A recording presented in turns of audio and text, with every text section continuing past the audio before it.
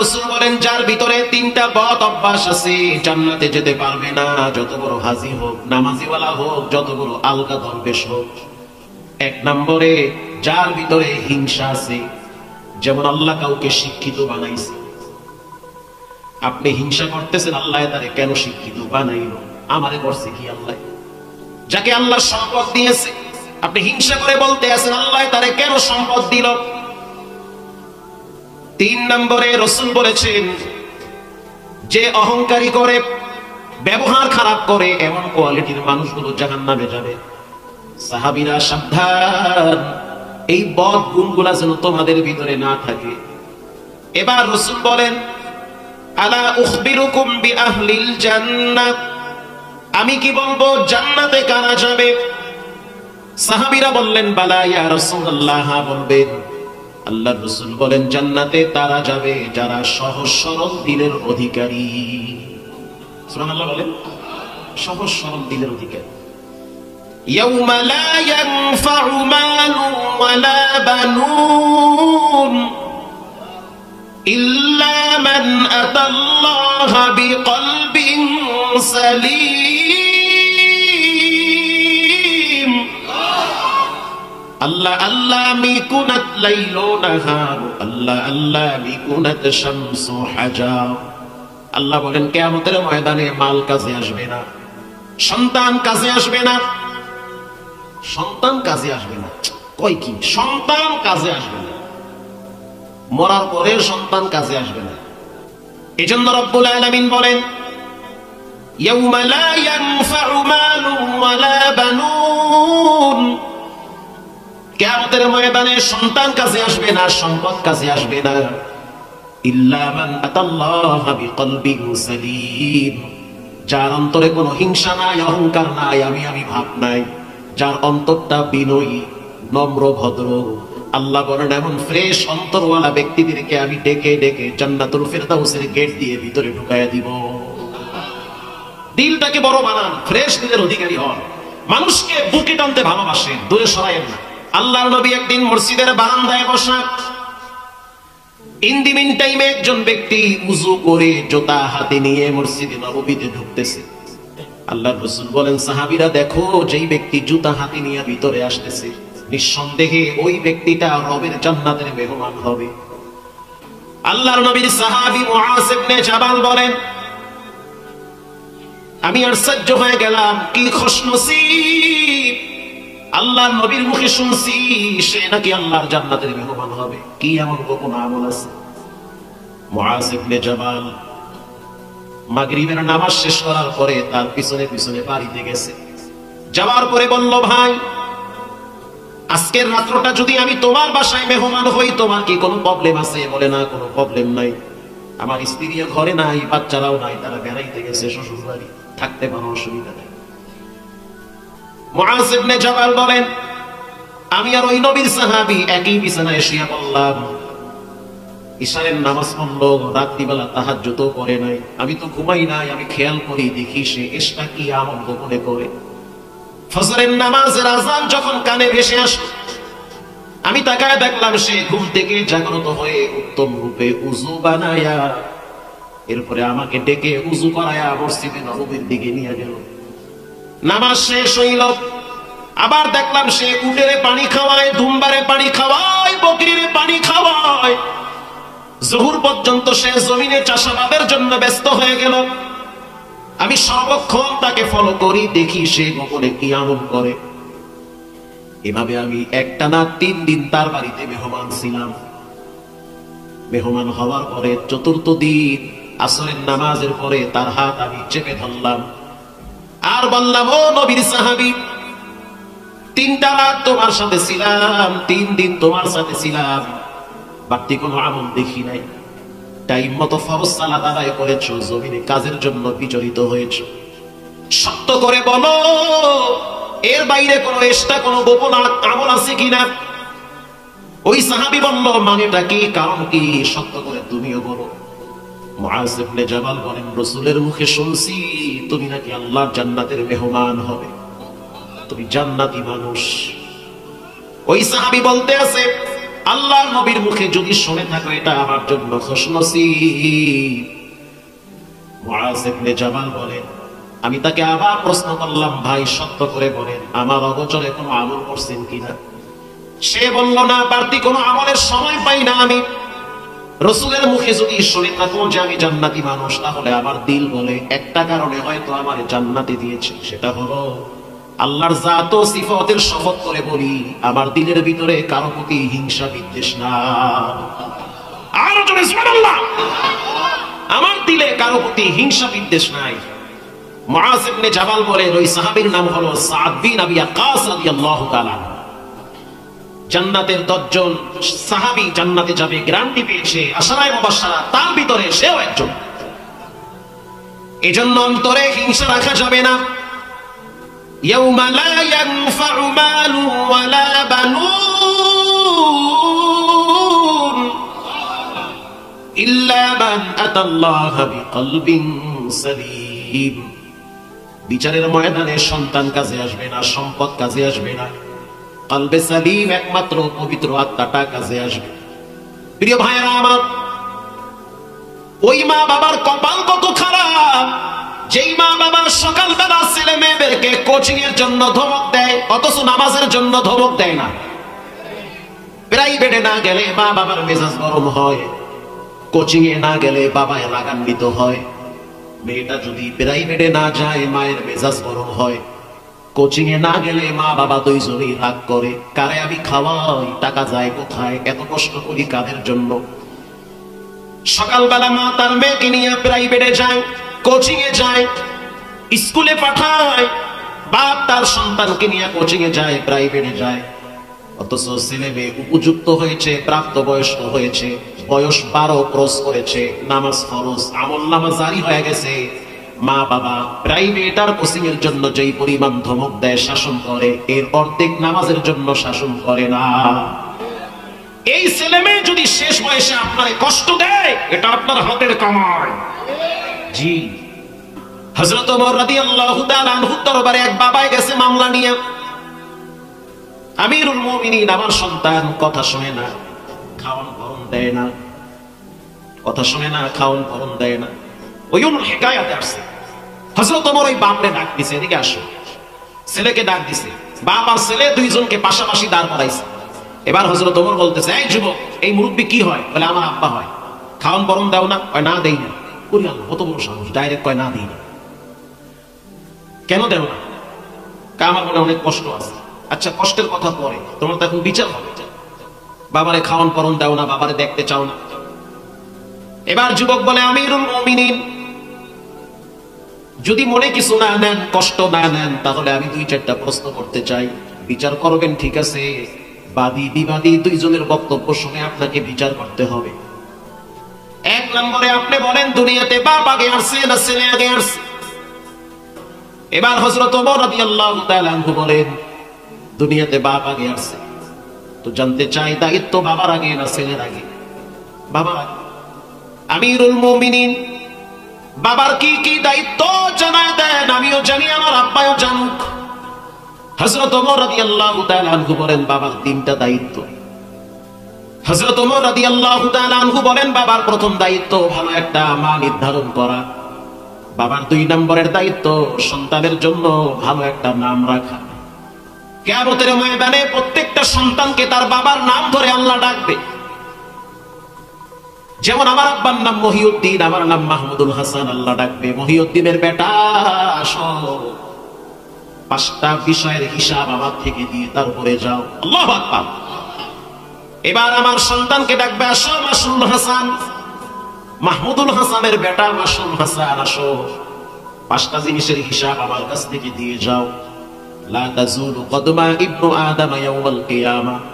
রাসূল বলেন, কিয়ামতের দিন 5টা জিনিসের হিসাব আল্লাহ নিবে।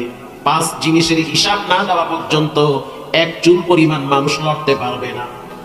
1 নম্বরে, লম্বা একটা হায়াত দিছি, এই হায়াতটারে কোথায় নষ্ট করছো? পৃথিবীর কেউ না বুঝলেও একজন বুঝেন, তিনি হলেন কে? 2 নম্বরে, তোমাকে যৌবন দিয়েছি, যৌবনটা কোথায় ব্যয় করলা? 3 নম্বরে, কেমনে পয়সা কামাইছো? 4 নম্বরে কেমনে পয়সা ব্যয় করছো, 5 নম্বরে তোমাকে যেই জ্ঞান দিয়েছি সেই জ্ঞান অনুযায়ী কতটুকু আমল করেছো। 5 ওয়াক্ত নামাজ পড়া ফরজ, এটা জানে না এমন কোন মানুষ এখানে আছে? 5 ওয়াক্ত নামাজ পড়া ফরজ, এই জ্ঞান আমাদের আছে না নাই? আল্লাহ বলবে জানো, কয় হ জানি, তো কেন মানলি না? আউয়ালু মা ইউহাসাবু বিহিল আবদু ইয়াউমাল কিয়ামাতিস সালাত, কিয়ামতের দিন সর্বপ্রথম হিসাব হবে নামাজের। যেই যুবক নামাজের হিসাব ফেল করবে, আল্লাহর কসম বাকি সবগুলা হিসাবে সে ফেল করবে। কেউ যদি নামাজের হিসাবে পাশ করে, আল্লাহর রাসূল বলেন বাকি টুকটাক আমল যদি ত্রুটিও হয় রব সেটা মাফ করে দিবে। আমি যেই আয়াত আপনাদের সামনে তেলাওয়াত করেছি, আল্লাহ রাব্বুল আলামিন বলেন ইয়া আইয়ুহাল্লাযীনা আমানুস্তাঈনু বিস-সাবরি ওয়াস-সালাহ। পৃথিবীর মানুষ তোমরা আল্লাহর কাছে সাহায্য চাবা দুইটা জিনিসের মাধ্যমে। আল্লাহ রাব্বুল আলামিন বলেন আমার কাছে সাহায্য চাওয়ার মাধ্যম হলো দুইটা, নামাজ আর ধৈর্য। ফাতেমা রাদিয়াল্লাহু তাআলা আনহা জুমার দিন আসরের নামাজের পরে তিনি মাগরিব পর্যন্ত ঘরের কোনায় বসে থাকতেন জায়নামাজের উপরে। মাগরিব পর্যন্ত তিনি জায়নামাজে বসে বসে চোখের পানি ঝরাইতেন আর বলতেন আল্লাহ আপনি আমাকে নবীর পরিবারে জন্মগ্রহণ করিয়ে সম্মানিত করেছেন, আপনি আমার জীবনে হযরত আলীকে দিয়ে সম্মানিত করছেন, আপনি আমার দুইটা সন্তানকে জান্নাতের সব যুবকদের সর্দার বানাইছেন, এটা আমার জন্য খুশনসিব। কিন্তু আমি হিসাব করে দেখলাম আমাকে কবরে যেতে হবে একা, থাকতে হবে একা। আমার আব্বা আমাকে বলেছে ইয়া ফাতিমা তু ইনকিদি নাফসাকি মিনান নার, ও ফাতেমা নিজেকে জাহান্নামের আগুন থেকে বাঁচাও। কে কার কন্যা, কে কার স্ত্রী, কে কার মা, কবরে পরিচয় চলবে না। পরিচয় একটা, তোমার জীবনে নামাজ আর ধৈর্য আছে কিনা। আল্লাহু আকবার। হাদিসের কিতাব খুললে পাওয়া যায় ফাতেমা রাদিয়াল্লাহু তাআলা আনহা, পর্দার ভিতরের মা বোন যারা আছেন দিলের কান লাগায় শুনেন, জুমার দিন আসর থেকে মাগরিব পর্যন্ত জায়নামাজে বসে আল্লাহর কাছে দোয়া করতেন আর চাইতেন। মাগরিবের নামাজের পরে রবের দরবারে লং টাইম তিনি হাত তুলে কাঁদতেন। আল্লাহর কাছে সব নবীরা চাইছি, বাবা আদম আলাইহিস সালাতু ওয়াস সালাম তিনি আল্লাহর কাছে সাহায্য চেয়েছে। রব্বানা যালামনা আনফুসানা ওয়া ইল্লাম তাগফির লানা ওয়া তারহামনা লানাকুনান্না মিনাল খাসিরিন।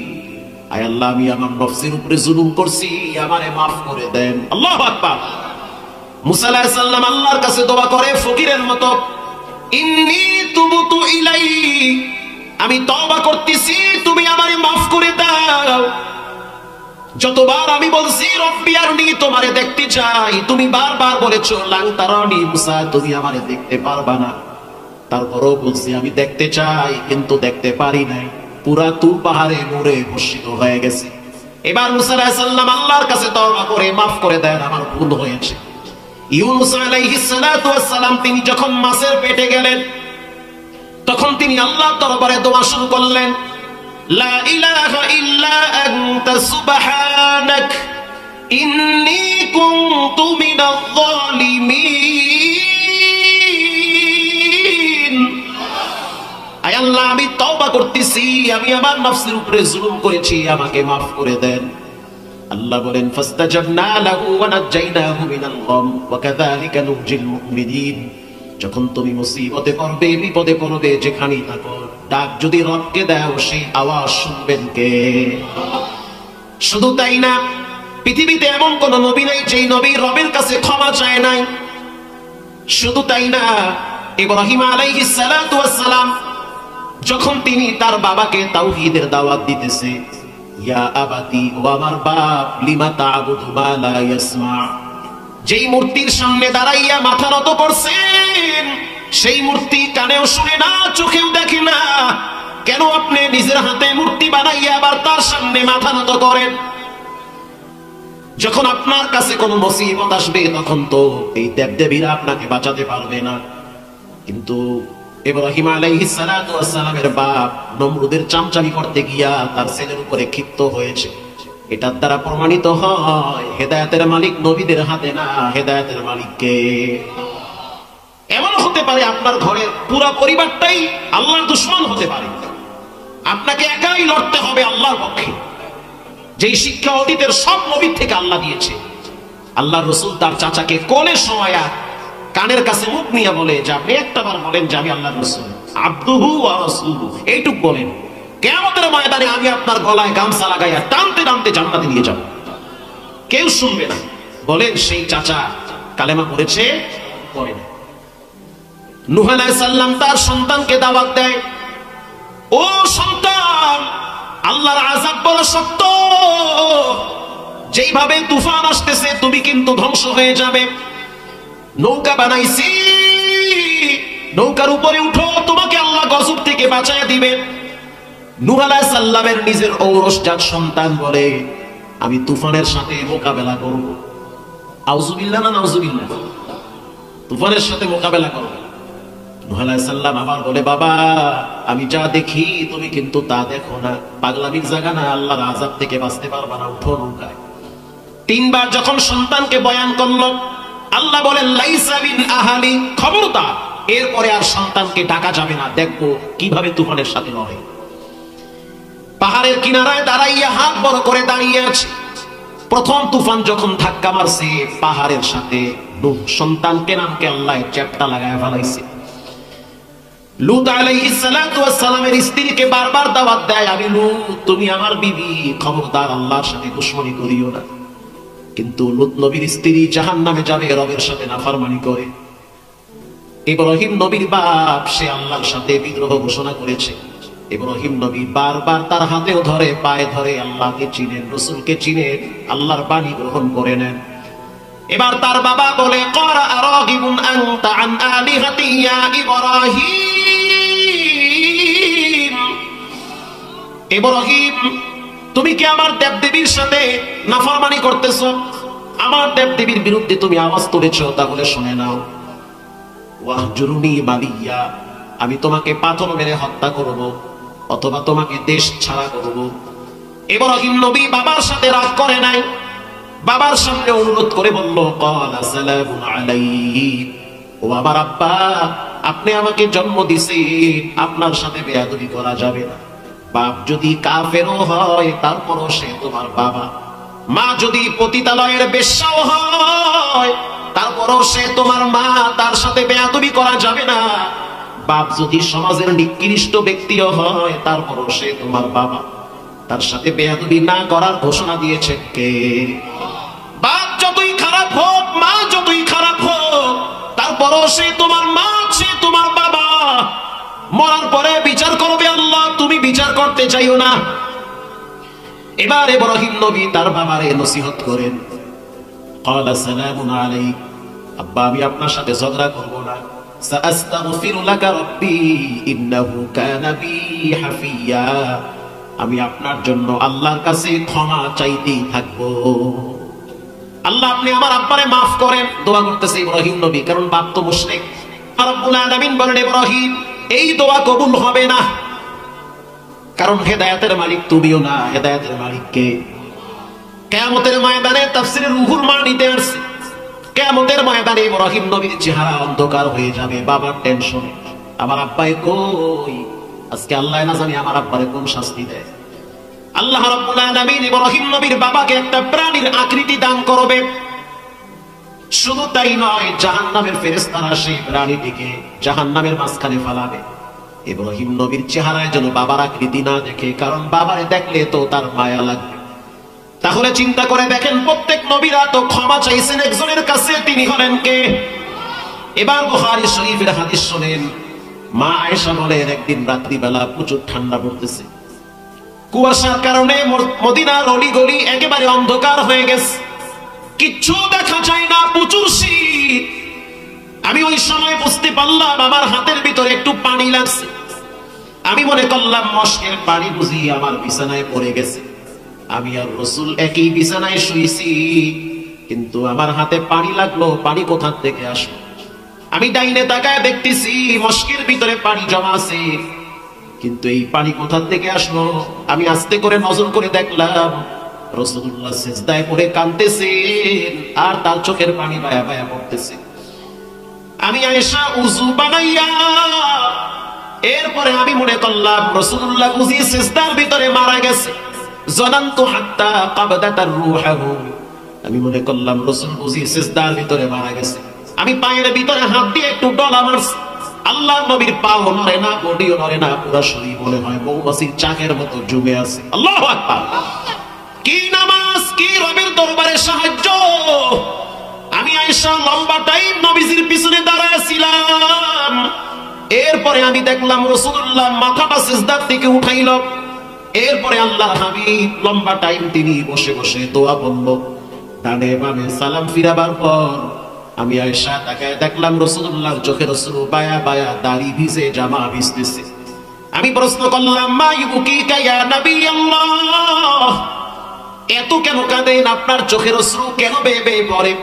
আল্লাহর রাসূল বলেন, আফালা কুনু আবদান শাকুরা, আমি কেন আল্লাহর শুকরগুজার বান্দা হব না? আল্লাহর নবী রবের দরবারে শুকরিয়া আদায় করে নামাজ পড়েন। এবার আপনারা বলেন, সাহায্য চাইতে হবে একজনের কাছে, তিনি হলেন কে? আল্লাহর দরবারে সাহায্য চাওয়ার মাধ্যম দুইটা। এক নম্বরে নামাজ। বলেন, এক নম্বরে কি?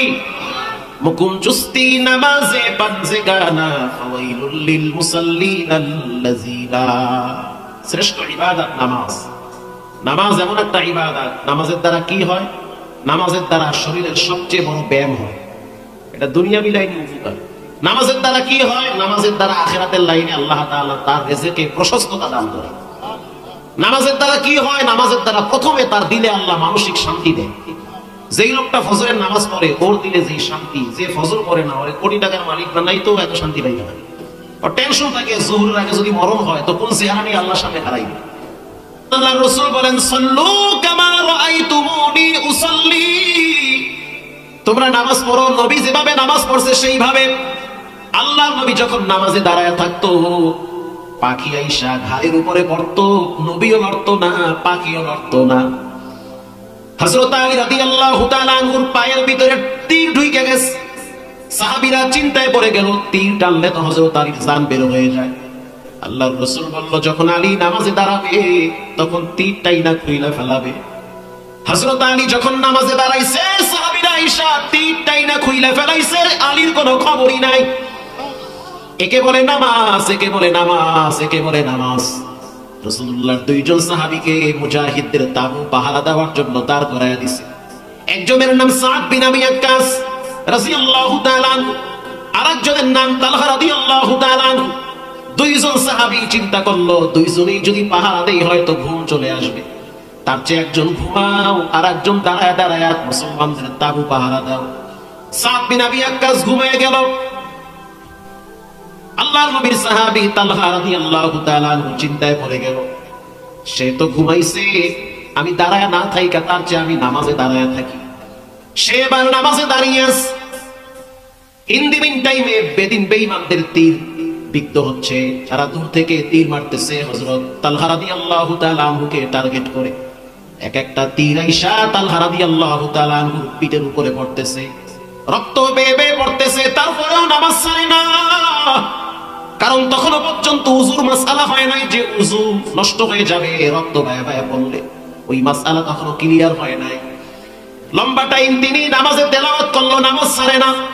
আর আমাদের দেহে যদি একটা মশা পারে মুহূর্তের ভিতরে 3 হাত লাফ দেয়, ঠিক না ভাই? ঠিক। আবার অনেক মুসল্লি আছে নামাজে দাঁড়ায় ঘড়ির দিকে তাকায় থাকে। ইমাম সাহেব যদি কেরাত লম্বা লয়, পিছনে কয়েকজন খাড়ায় খাড়ায় জোরে জোরে কাশ দেয়। এবার এই সাহাবী দ্রুত নামাজ শেষ করে দিল, কারণ তার টেনশন, রক্ত যদি সব পড়ে যায় না জানি আমি অসুস্থ হয়ে যাই। তিনি যখন নামাজ দ্রুত কমপ্লিট করলেন, সাদ বিন আবি ওয়াক্কাসকে ডাকলেন। তাকায় দেখলো দেহের রক্ত বায়া বায়া পাহাড় ভিজতেছে। প্রশ্ন করলো, তুমি নামাজ কেন ছাড়ো নাই? তালহা রাদিয়াল্লাহু তাআলা আনহু বলেন, নামাজে দাঁড়াইয়া কোরআন তেলাওয়াত করতে এত মজা, নবীর যুগে কোরআন শুনি নাই। ইয়াসিন তুসারি যখন কোরআন পড়ে তখন মনে হয় জিবরাইল আয়াত নাজিল করে, এত মজা লাগে নামাজে কোরআন তেলাওয়াত শুনতে পড়তে। কোরআনের মজা বুঝতে হইলে রমজানে বাইতুল্লাহে থাকা লাগবে, কারণ মানুষ দাঁড়ায় দাঁড়ায় কোরআন পড়ে, বাচ্চারা নামাজের ভিতরে দাঁড়ায় দাঁড়ায় চোখের পানি ছেড়ে কাঁদে। জীবন চলে গেল, কোনোদিন নামাজ ছাড়া যাবে না। 2 নম্বরে ধৈর্য ধরা লাগবে। ধৈর্য 3 প্রকার। 1 নম্বরে as-sabru ala at-ta'a, ইবাদতের ক্ষেত্রে ধৈর্য ধরা। ইশারের নামাজ পড়ছেন, আবার ফজরের নামাজ পড়া লাগবে, কষ্ট কিন্তু মোটেও কম না। শীতের ভিতরে কম্বল ফালাইয়া ঠান্ডা পানি দিয়া উযু কইরা কুয়াশার ভিতরে মসজিদে গিয়া হাজিরা দেওয়া ধৈর্যের দরকার। আবার ফজরের নামাজের পরে অপেক্ষায় থাকা লাগবে যোহরের নামাজ। as-sabru ala at-ta'a, as-sabru ala al-masiba, বলেন ধৈর্যের সহিত নামাজ পড়ো। 2 নম্বরে গুনাহের ক্ষেত্রে নিজেকে বাঁচায় রাখাটা ধৈর্যের পরিচয় লাগে। যখন আপনাকে একটা মেয়ে গোপনে প্রেমের প্রস্তাব দিচ্ছে, আপনি জানেন তার সাথে দেখা করতে গেলে আমার পাপ হতে পারে, আপনি স্পষ্ট জানায় দেন ইন্নী আখাফুল্লাহ, আমি একজনকে ভয় করি। তিনি হলেন কে? রাসূলুল্লাহর একজন সাহাবী হযরত ওমর রাদিয়াল্লাহু তাআলা, তার শাসনামল চলতেছে। একজন ধৈর্যশীল যুবকের ঘটনা শুনেন। যুবকের বাবা আছে, মা নাই। তো বাবার এত ভক্ত, নিজের হাতে প্রতিদিন সকালবেলা বাবার হাতে পায়ে তেল লাগায় দেয়। বাবাই খুব খুশি। জুমার দিন একদিন যুবক বাবার হাত পায়ের নখ কেটে দিতেছে। এবার তার বাবাই আনন্দে আত্মহারা হয়ে বলতে আছে, বাবা তুমি আমার সন্তান, এটা আল্লাহর দেওয়া নিয়ামত, আবার নেককার সন্তান। তোমার মা নাই তো কি হয়েছে, তুমি আমার যে খেদমত করো, তোমার প্রতি আমি এত খুশি, আমার দিল বলে তোমার জন্য রব জান্নাতের গেট খুলে রাখছে। এবার সেই বাবা বলতে আছে, সন্তান বলো তোমার জন্য আমি কি দোয়া করতে পারি? আল্লাহর রাসূল বলেছেন, সন্তানের জন্য বাবা যদি দোয়া করে সেই দোয়া রব ফিরায় দেয় না।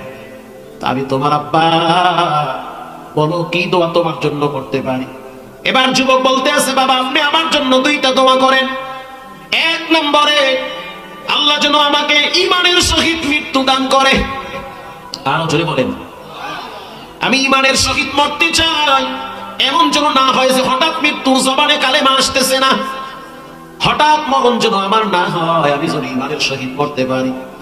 2 নম্বরে আমার রব আমাকে যেন মৃত্যুর পরে জান্নাতে 2টা এরিয়া দান করে, মানে 2টা জান্নাত দান করে। জান্নাত মূলত একটা গেট হলো 8টা, কিন্তু বিভিন্ন এলাকা আছে, এরিয়া আছে, স্তর রয়েছে। আল্লাহু আকবার। এবার সেই মুরব্বি দোয়া করতে আছে, মালিক আপনি আমার সন্তানকে মাফ করে দেন, আমি আমার সন্তানের উপরে খুশি।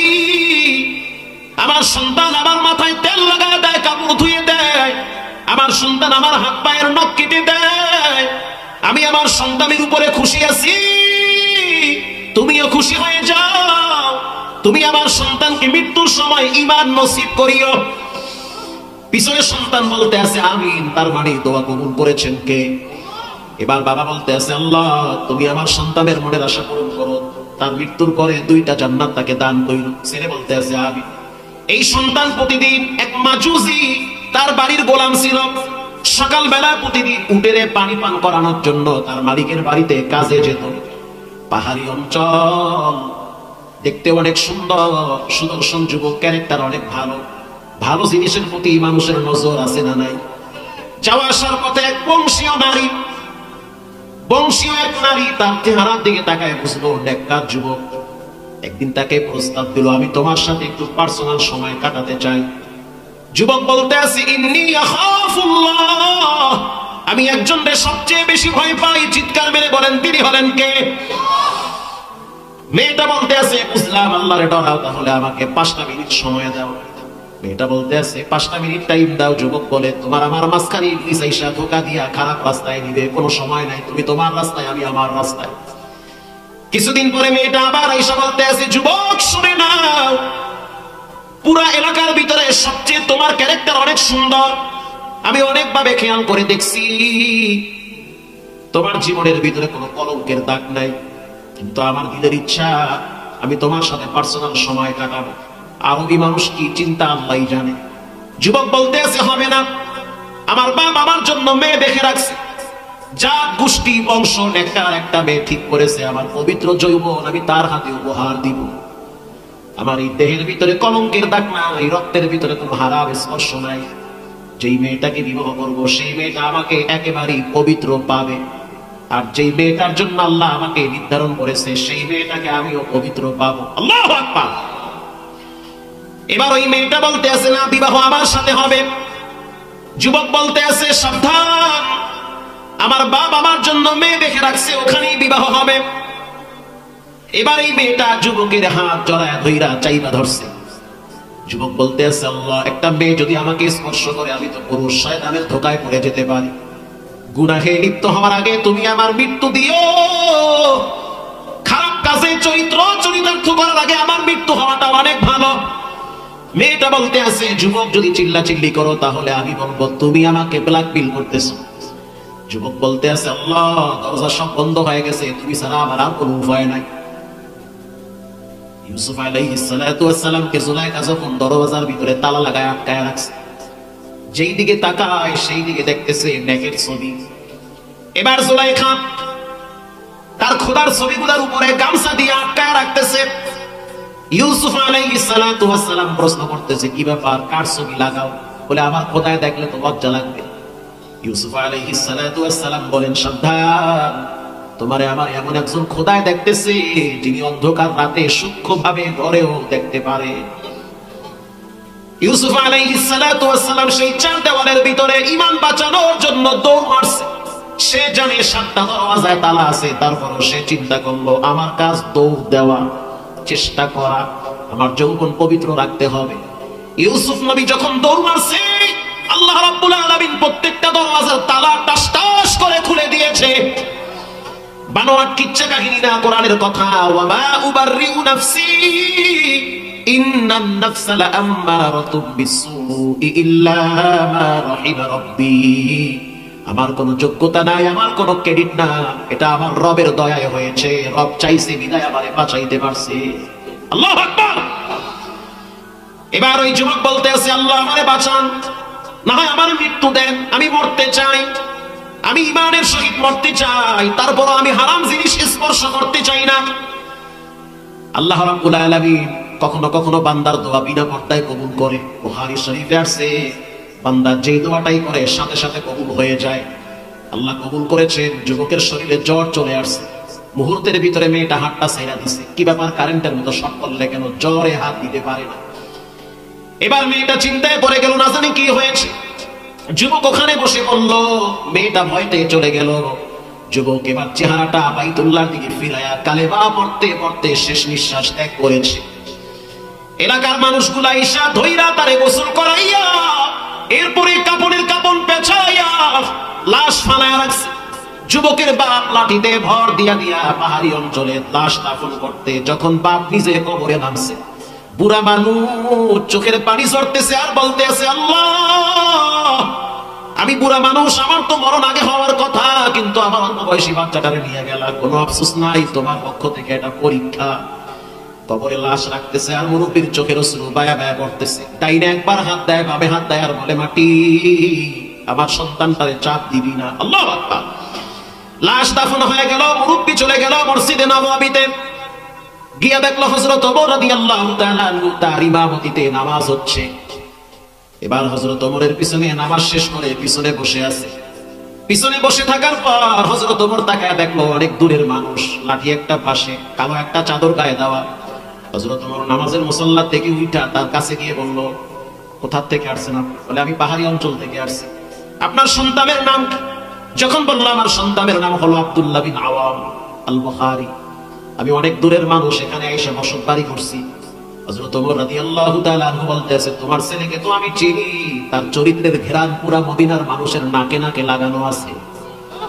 তোমার সন্তানকে আমি চিনি, তার চরিত্রের ঘেরান পুরা মদিনার মানুষের নাকে নাকে লাগানো আছে, উত্তম চরিত্রের অধিকারী। কই তোমার সন্তান? বলে, ওমর, আমার সন্তান তো কবরে গেছে। হযরত ওমর বলতেছে, কেমনে গেল? বলে, শুনছি একটা মেয়ে নাকি বারবার ডিস্টার্ব করত, তো এক সময় তার জ্বর উঠছে, রাস্তায় পড়ে আছে পাহাড়ি অঞ্চলে, এরপরে দাফন দিয়ে ফেলাইছি। হযরত ওমর বলতে আছে, আমারে কেন বললা না? আমি তো তোমার সন্তানের জানাজায় অংশগ্রহণ করতাম। চলো তোমার সন্তানের কবরের কিনারায় যাই।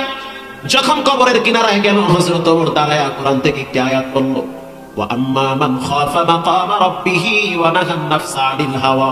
আল্লাহর ভয়তে যারা গুনাহ থেকে নিজেকে বাঁচায় রাখে, আল্লাহ তাদেরকে মাওয়া নামক জান্নাত দান করে। এবার কবরের ভিতর থেকে যুবকের কণ্ঠের আওয়াজ রব্বুল আলামিন ভাষায় দিছে। যুবক বলতেছে ওয়া লিমান খাফা মাকামা রাব্বিহি জান্নাতান। ওরে ওমর শুনে নাও, গুনাহ থেকে বেঁচেছিলাম ধৈর্যের সহিত, ধৈর্য হারাই নাই। গুনাহ থেকে বেঁচে থাকাটা হলো সবচেয়ে বড় ধৈর্য। সুযোগ আছে অনেক অপরাধ করা, কিন্তু ধৈর্যের সহিত নিজের থেকে ওগুলা বিদায় করা। আমার বাবার দোয়া কবুল হয়েছে, আমার রব আমাকে জান্নাতের ভিতরে দুইটা উত্তম স্তর দান করেছে। এজন্য যুবক ভাইরা আমার, আল্লাহর কাছে সাহায্য পাইতে গেলে দুইটা জিনিস লাগবে। এক নম্বরে নামাজ, দুই নম্বরে ধৈর্য, তিন নম্বরে সবরু আলাল মাসিবা।